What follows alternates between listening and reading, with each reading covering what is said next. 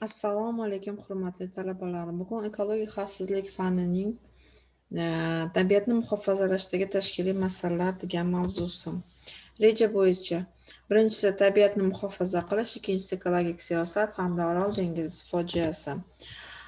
Asrlar davomida buyuk allomalar inson va tabiat nima degan savolga javob qidirib kelganlar. Inson tirik organizm sifatida boshqa tabiiy obyektlar turidan farq qilishda hamda uning buyuk kuch-qudrati uning alohida bir mavjudot sifatida qarashga da'vat etib kelgan. Ayniqsa bunday dunyoqarash 20-21 asrlarda, ya'ni ilmiy texnika yutuqlari davrida kelib avjiga chiqdi. Ayniqsa bunday dunyoqarash 20-21 asrlarda, ya'ni ilmiy texnika yutuqlari davriga kelib avjiga chiqdi. Tabiat ustida g'alabaga erishgan inson hamma ilmu fan tarmoqlarida alohida bir omil sifatida qaraladigan bo'ldi. Lekin inson aslida alohida bir individ yoki hech kimga bo'ysunmaydigan hokim emas. U tabiatning bir bo'lagi, tabiat oshxonasining bir anjomidir. Inson hech qachon tabiatdan va uni o'rab turuvchi atrof muhitdan ajratib bo'lmaydi. Insonning yakka o'zi uncha katta kuch emas, lekin uning ongi ravishda biron bir maqsadni ko'zlab takomillashtirilgan mehnat qurollaridan foydalanib tarzda tabiatga bo'lgan munosabatni ko'p narsani belgilab beradi. Agarda shu maqsad tufayli o'z ehtiyojlarini qondirishni tabiatdan qidirsa, atrof muhitda juda sezilarli darajada salbiy o'zgarishlar yuz beradi. Aksincha, ushbu jamoat kuchi tabiatni yaxshilashga qaratilgan bo'lsa, ijobiy ko'rsatkichlar olib kelish ham mumkin. Har qanday ekologik huquqiy tizimda avvalambor muayyan davlatni yoki uyushgan jamiyatni tabiatga nisbatan qanday munosabat shaklida bo'lishi, so'ngra xalq irodasini aks ettiruvchi dunyoqarash tizimi, ekologiya konsepsiyalari va unga monand ravishda ekologik siyosat shakllantiriladi. Davlatning ekologik siyosati esa uning ekologik qonunchilik tizimida yaratish asos bo'ladi. Shuning uchun ham biz birinchi navbatda tabiat va kishilik jamiyati o'rtasidagi o'zaro munosabat shakllarini ko'rib chiqamiz. Yer yuzida sodir bo'layotgan tabiiy jarayonlar 9,10 qismida inson faoliyati mahsuli aks ettirmoqda. Bu jarayonlar doim ham ijobiy deb bo'lmaydi. Chunki ekologik xavfsiz muhit, ya'ni insonlarning muhim hayoti manfaatlari avvalambor toza, sog'lom, qulay tabiiy sharoitga ega bo'lishi huquqini to'liq qondirishga qodir bo'la oladigan atrof tabiiy va ijtimoiy muhit holatini inqiroz va falokat tomoniga intilib bormoqda. Jamiyatning tabiatga nisbatan munosabat shakli deb ma'lum bir davrga xos bo'lgan kishilarning atrof tabiiy muhitga o'zaro uzviy bog'langan hayot tarziga aytiladi. Agar jamiyatda va tabiiy o'rtasidagi o'zaro munosabatlarga insoniyatni tarixi nuqtai nazarida ko'radigan bo'lsak, ularni quyidagi munosabat shakllariga ajratish mumkin: oddiy, iqtisodiy, ekologik hamda ekologik. Jamiyatning tabiatga nisbatan oddiy munosabat shakli ekologik tizimni buzmaydigan kishilarning soddalashtirilgan hayot tarzi. Ekologik tizim, ekotizim esa tirik organizmlar majmui va ularni yashash muhiti yig'indisi bo'lib, tirik organizmlar o'zaro va atrof tabiiy muhit bilan uzviy aloqador qonuniy asosida bo'lgan holatidir. Bu shakl kishilarning ibtidoiy jamoat tuzumidan hayot tarziga, ya'ni insoniyat tarixining ilk ijtimoiy-iqtisodiy formatsiyasi davriga xosdir. Mazkur davr odamlarning yer kurrasida paydo bo'lishi 4,5 million yil avval davrida sinfiy jamiyat yuzaga kelguniga qadar bo'lgan ijtimoiy tarixni o'z ichiga oladi. Ibtidoiy davrda ishlab chiqarish kuchlari va qurollari takomillashtirilganligi tufayli ularning hayot tarzi tabiatning ajralmas bir oddiy bo'lgan sifatida namoyon bo'lgan.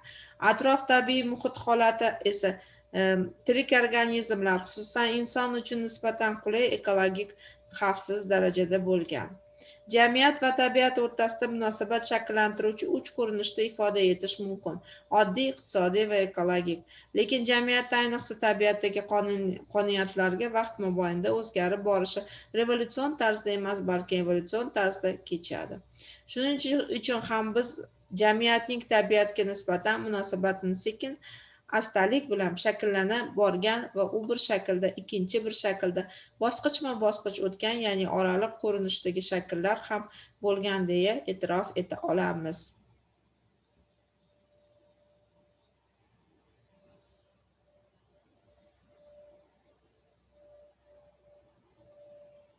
Tabiiy resurslarni kamayib va yo'qolib borishi hamda tabiiy obyektlarning ifloslanishi, ekologik tizimlarning buzilishi va ekologik inqirozlarning kelib chiqishiga sabab bo'ladi.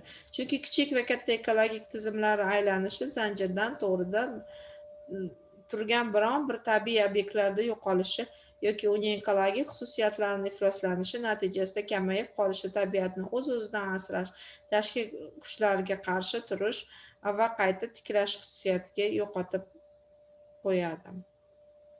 Ekologik inqiroz bu jamiyat va tabiat o'rtasidagi o'zaro munosabat muvozanatining barqaror buzilishi natijasida atrof tabiiy muhit holatining yomonlashib borishi, davlat boshqaruv va huquqni muhofaza qiluvchi organlarning yuzaga kelgan holatiga chiqa olmasliklari hamda ekologik tizimlarni tiklash imkoniyatlari yo'qolishi, ya'ni tabiiy muhitni inqirozga, ijtimoiy muhitga esa falokatga olib kelinishi.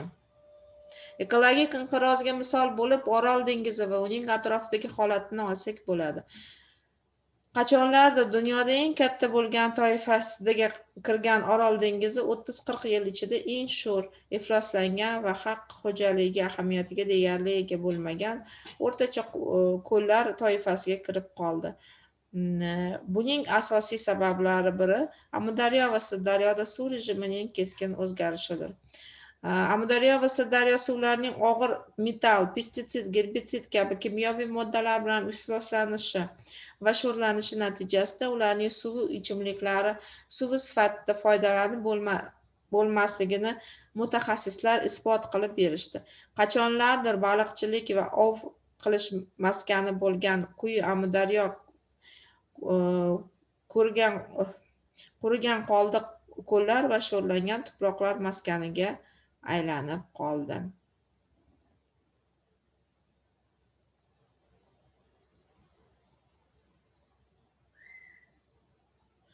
Yer kurasida ekologik inqirozli obyektlar va hududlarning kengayishi, ommaviy kasalliklarning ko'payishi 20-asrning ikkinchi yarmisiga to'g'ri keladi. Kishilar e'tiborini tabiatga tomon yuz tutishib majbur etdi. Yevropa, ayrim Osiyo va okean orti mamlakatlarda faqat tabiatdan samarali foydalanish, balki uni asrashga bag'ishlangan bir qator qonunlar qabul qilindi va o'sha asosda ekologik chora-tadbirlar amalga oshirildi.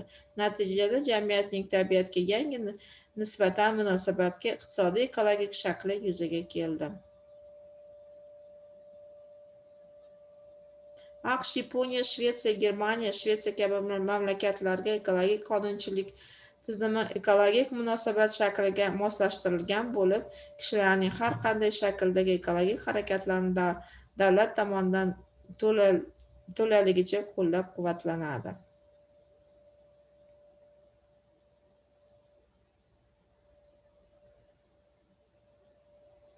Tabiatni muhofazalashda davlat tashkilotlaridan tashqari respublikamizda 1992-yil tashkil etilgan Ekologiya va salomatlik xalqaro jamg'armasi Ekosan jamoat tashkilotining hissasi ham katta.